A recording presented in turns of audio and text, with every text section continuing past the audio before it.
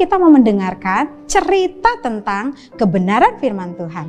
Nah, sebelum itu, mari kita bersatu di dalam doa. Beri sikap terbaikmu ya. Tuhan Yesus, terima kasih Tuhan buat hari ini. Kalau kami mau siapkan hati kami untuk kami mendengar kebenaran firman Tuhan. Mari Tuhan, Engkau yang menjamah setiap kami. Terima kasih Tuhan, kami katakan kami siap untuk mendengar firman Tuhan. Amin. Nah, hari ini kita mau mendengarkan cerita firman Tuhan tentang doa yang hebat. Hah? Doa yang hebat? Iya, doa yang hebat. Nah, doa yang hebat itu apa ya? Yang pertama, doa adalah kita yang pertama harus percaya dulu. Kita taruh di dalam hati kita bahwa kita percaya kita punya Allah yang hebat. Allah yang hebat itu siapa? Yeay, Tuhan Yesus. Itu yang pertama. Kalau doa itu apa sih? Doa adalah komunikasi kita dengan Allah. Ketika kita berkomunikasi dengan Allah, kita akan semakin dekat dengan Allah. Dan kita akan semakin sayang sama Allah. Nah, doa yang hebat ada yang katakan apakah karena doanya panjang? Apakah doa yang hebat itu karena dia berdoanya kata-katanya bagus? Atau doa yang hebat itu karena dia berpuasa 40 hari 40 malam? Doa yang hebat adalah doa yang sungguh-sungguh. Satu hal yang dapat mendatangkan Allah adalah ketika anak-anak Allah berdoa dengan sungguh-sungguh. Nah, anak-anak di rumah, kita mendengarkan ceritanya ya. Di dalam Yakobus 5 ayat 16 firman Tuhan katakan, doa orang benar jika dengan yakin didoakan maka besar kuasanya. Suatu hari adik-adik, ada seorang yang bernama Elia. Adik-adik pernah ya dengar Elia ya? Nah, Elia ini dia adalah firman Tuhan katakan adalah seorang manusia biasa. Tapi dia pernah melakukan yang dikatakan doa yang hebat. Mengapa? Ketika dia berdoa, hujan jangan turun. Selama 3,5 tahun hujan tidak turun. Dan ketika dia berdoa, Tuhan hujan turunlah. Dan hujan turun. Wow, adik-adik luar biasa ya. Bagaimana itu bisa terjadi? Karena Nabi Elia berdoa dengan sungguh-sungguh. Nah, berdoa dengan sungguh-sungguh itu kayak gimana sih? Apakah berdoanya harus kayak patung? Berdoa yang sungguh-sungguh adalah menghormati Allah. Hormat kayak gini? No. Berdoa menghormati Allah adalah kita beri sikap yang terbaik.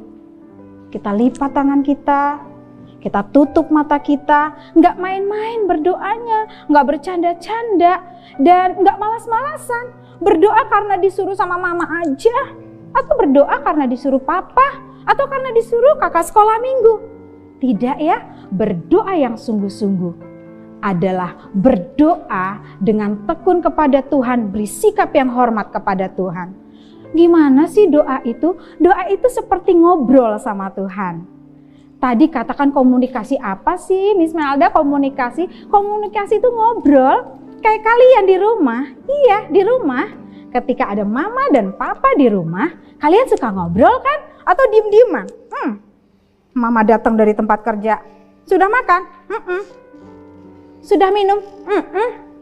Wah, rumahnya kayak apa kalau begitu?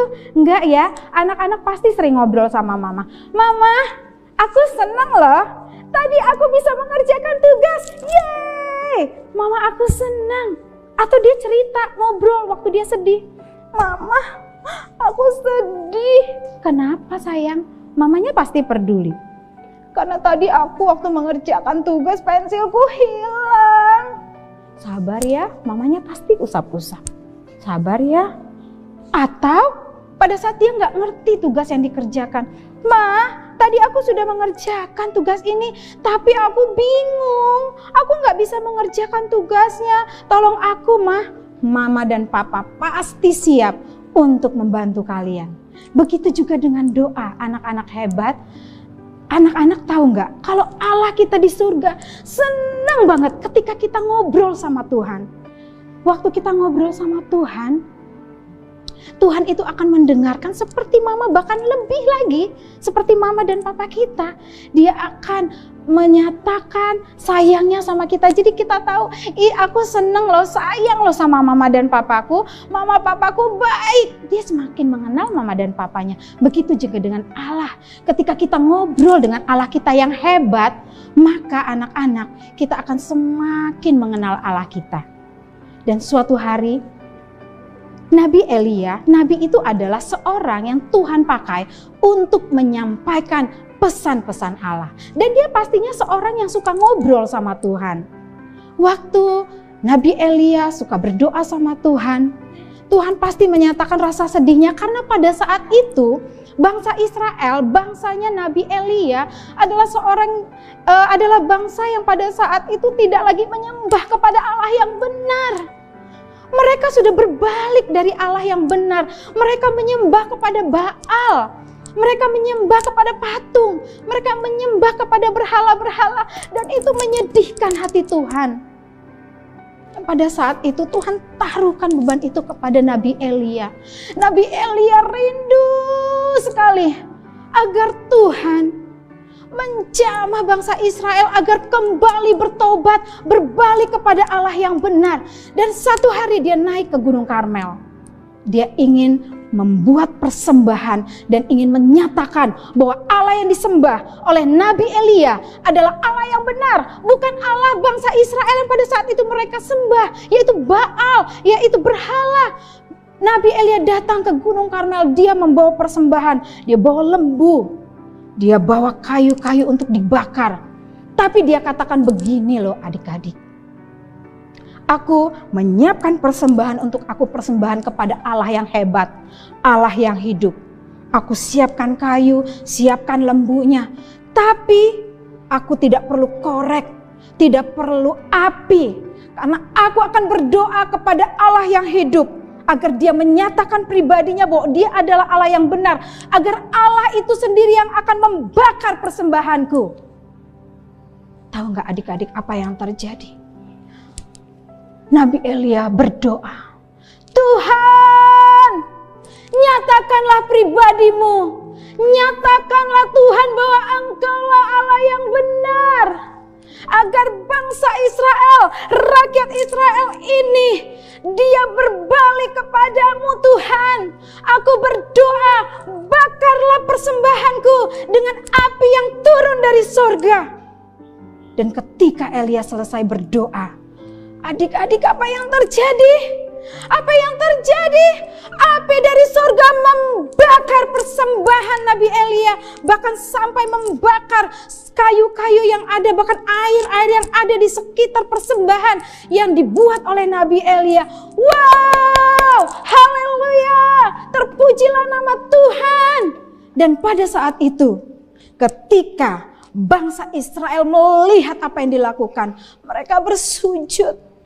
Mereka berdoa, Tuhan, aku percaya bahwa Engkaulah Allah yang benar, Allah yang disembah oleh Elia. Kami datang kepadamu menyembahmu, Allah yang benar. Wow, kita beri tepuk tangan buat Allah yang hebat adik-adik. Adik-adik kalau kalian bilang, aku gak bisa Miss Melda atau Kak, aku kan masih kecil.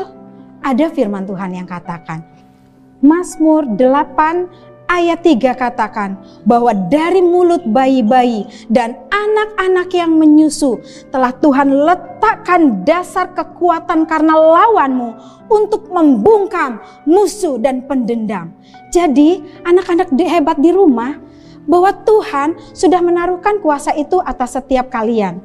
Bahwa Tuhan telah menaruhkan kuasa untuk membungkam setiap musuh. Musuh kita siapa? Yaitu iblis. Jadi ketika kalian berdoa, bukan karena kalian hebat, tapi karena kalian mau. Tuhan, aku mau berdoa. Ketika kita katakan kita mau berdoa, maka apa yang terjadi? Firman Tuhan di Mazmur 8 ayat 3 akan terjadi dalam hidupmu. Nah, mari ya anak-anak hebat, adik-adik semuanya, kita mau terus rajin berdoa. Ketika kita bangun tidur, kita berdoa dulu sama Tuhan. Ketika kita mau makan, kita berdoa dulu. Ketika kita mau sekolah, kita berdoa dulu. Dalam setiap kehidupan kita, kita mau memulai dengan doa kepada Tuhan. Kita siap untuk berdoa kepada Tuhan? Adik-adik, mari kita tutup cerita firman Tuhan ini di dalam doa ya. Tuhan Yesus, kami bersyukur Tuhan. Kalau hari ini kami boleh mendengar cerita tentang doa yang hebat. Kami tahu kami bisa berdoa yang hebat karena kami punya Allah yang hebat. Tuhan, hari ini Engkau menaruhkan roh doa kepada setiap anak-anak. Dimanapun mereka berdoa, kami berdoa Tuhan. Biarlah Engkau menjamah setiap anak-anak. Engkau menaruhkan hati yang terus rindu untuk berdoa kepada Tuhan. Mereka menjadi generasi ilahi yang siap untuk dipakai Tuhan. Generasi yang berdoa kepada Tuhan. Berdoa bagi gereja, bagi kota, bagi bangsa Tuhan. Engkau akan pakai mereka Tuhan. Karena kami tahu hari-hari ini Tuhan sedang pakai anak-anak kecil. Dari mulut bayi-bayi, dari mulut anak-anak yang menyusu. Engkau telah meletakkan kekuatan-Mu Tuhan. Engkau telah meletakkan kuasa-Mu untuk mereka boleh Tuhan menyatakannya. Untuk mereka boleh Tuhan membungkam setiap musuh dan pendendam. Kami berdoa hari ini, roh doa-Mu mengalir bagi setiap anak-anak yang mendengar hari ini. Di dalam nama Yesus Kristus Tuhan. Terima kasih Bapa. Terima kasih Tuhan Yesus. Di dalam nama Yesus Kristus Tuhan, kami telah berdoa dan mengucap syukur kepadamu. Haleluya. Amin. Shalom anak-anakku semua yang Miss Melda sayangi, dan juga shalom untuk Mama dan Papa.